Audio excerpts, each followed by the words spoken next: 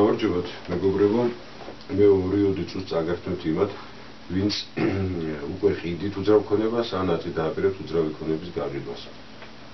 და საერთოდ ამ პროცესში რა ადგილი უჭირავს მაკლერს და საჭირო არის თუ არა მაკლერის აყვანა და თავის ფულის გადახდა. ეს არის რამდენიმე საკითხი. პირველი საკითხი ძალიან მთავარი არის სწორად ფასის დადგენა. ვინაიდან სწორი ფასი იმის საწინდარია, რომ თქვენ მოკლე დროში და სწორად და კარგად თქვენთვის სარგებლიანად გაყიდით უძრავ ქონებას.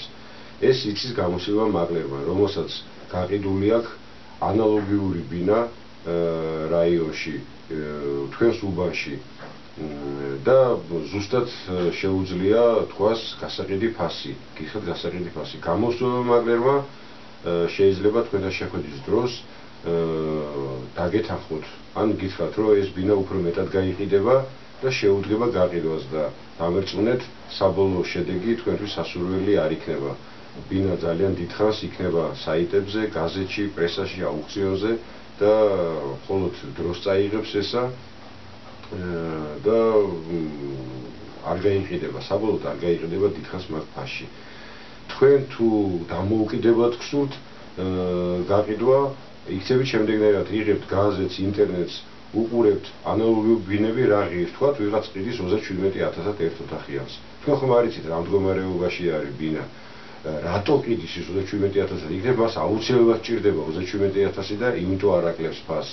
ესაც არასწორია. ავიღოთ ისეთ მაგალითი, ყველასათვის ალბათ ცნობილი ამბავი არის, რამდენიმე კაცი საკოლმეურნეო ბაზარში ყიდის ვაჟს და ყველა ყიდის ლარად, ერთი ყიდის ლარი და 20 თეთრად. მიდის მყიდველი და ეკითხება, რატო ყიდი გადაცვალე ლარი და 20 თეთრად? იმიტომ რომ ფული მჭირდებაო. აი იგივე ხდება ბინების გაყიდვის დროს. მესმის რომ აუცილებლად იყიდება უძრავი ქონება იმისათვის, რომ ან გაფართოვდეთ, ან ფული გჭირდებათ, და ადგილი შეიცვალოთ, მაგრამ დამერწმუნეთ, ძალიან სპეციფიკური არის ბინის გაყიდვა. საჭირო არის ზუსტად პირველი თანხის დადგენა, რომ მე იქ სხვადასხვა საფეხურები გაიაროს ამ ფასმა და საბოლოოდ ადგილად გაიყიდოს. და თქვენთვის სარგებლად. მეორე ძალიან მნიშვნელოვანი არის რეკლამა. რეკლამის გაკეთება ყველა შეუძლია, მაგრამ აქ არ შეიძლება შეცდომების დაშვება. უნდა სწორად იყოს გაკეთებული უარყოფითი მხარე დაიწეროს, თუ დაიწეროს აუცილებლად დადებითი მხარე, რომელსაც ეძებს მყიდველი და ყურადღებას მიაქცევს. ამას გამოუსწერი მაკლერი და არაკეთის სინდისიერი ვერ აკეთებს. ამ ბევრი ბინები აქ არცალია. შემდეგ იქ ბევრი პროცედურა არის, გავა ერთი თვე და თქვენი ბინა საერთოდ არ ახსოვს მაკლერს. გამოსწირი მაკლერი იქცევა აქაც თავმივდერულად, იცის როგორ გააკეთოს, რომ ყურადღების მისაქცევი იყოს, განცხადება წაიკითხონ, დაგირეკონ, მოვიდნენ და ნახონ ისა, რაც წერია განცხადებაში და არა თქვათ ფანტაზიით შედგენილი განცხადება. შემდეგი არის ჩვენება. ყველაზე მთავარი არის პრეზენტაცია. პრეზენტაცია ბინის უნდა მოხდეს ძალიან სწორად. არ შეიძლება შეხვდეთ ყოველ დღე მყიდველი ნახულობს რამდენიმე ბინას და უბრალო შეხვედრითაც კი, გამყიდველის შეხვედრითაც კი შეიძლება უარყოფითად განეწყოს. ბინა არ უნახია და უკვე არ მოისურვოს ამ ბინის დათვალიერება. გამოუსწერი მაკლერი დადგება ხშირად კარებთან, შემოსასვლელში დაუწყებს ლაპარაკს გამყიდველს და თვითონ იწყებს დათვალიერებას. მყიდველი თვითონ შედის ოთახებში, არ იცის სად რა დაათვალიეროს, ყურადღება მიაქციოს. არა, ეს არასწორი არის. გამოსწირი მაკლერმა იცის თავმჯდომარეობა პრეზენტაციის. არ შეიძლება დათვალიერების დროს რომელიმე ოთახში თქვათ უბრალოდ ნატურა არ მუშაობდეს და ბოდიში მოიხადოს, ან კიდე რაღაც ისეთი ატმოსფერო იყოს, დაულაგებელი იყოს. არ შეიძლება დათვალიერების დროს გამოსწირი მაკლერი ეუბნება, ნახეთ რა კარგი პარკეტია, რა ძვირიანი შპალიერია. არ არის ეს საჭირო. ამას აკეთებს სწორად გამოსწირი მაკლერი, მან იცის რაზე ესაუბროს და ატარებს სწორად არის, ოდესაც პრეზენტაციას ატარებს მაკლერი და არა მყიდველიც კი. შემდეგი არის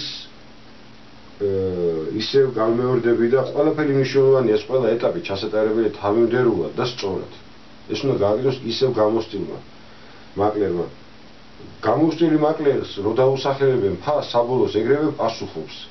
არ შეიძლება და ასევე იქცევა მყიდველიც. არ შეიძლება დაუსახელო ეგრევე საბოლოო ფასი. გამოცდილი მაკლერი სანამ მოიყვანს კლიენტს, მან უკვე ბევრი რამ გაიგო. რამ მდგომარეობაში არის, ამ ეტაპზე მყიდველი არის თუ არა. იმიტომ რომ ხშირად ბოლო ფასის დასახელების შემდეგ, როდესაც უკვე გავლენ ბინიდან ირკვევა, რომ ამ კაცს ერთოთახიანი ისე უბრალოდ აინტერესებდა და უფრო ჭირდება ოთახნახევრიანი ან ორიანი და ამ ფასში. რა საჭირო იყო მაშინ საბოლოო ფასის თქვა ამ გამყიდველისთვის.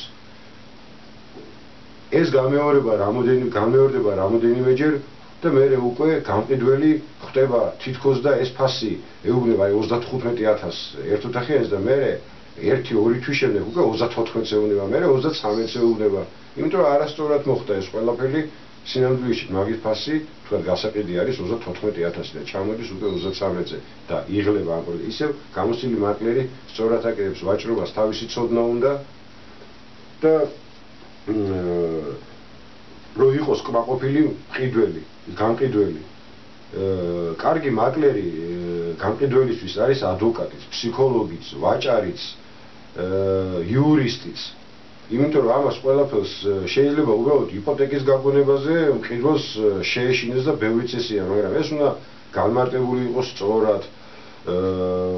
იურისტი არ არის მაკლერი, თქვათ და არც მშენებელი, მაგრამ ელემენტარულად სახლი ავარიულია თუ საბუთებში რა არის გასაკეთებელი ეტაპობრივად ეს ყველაფერი რჩევა უნდა მისცეს, როგორც გამყიდველს, ასევე მყიდველს.